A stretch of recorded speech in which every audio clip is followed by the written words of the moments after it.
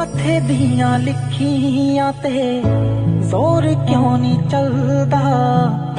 साडा रब का तो नहीं होया साडे वलदा।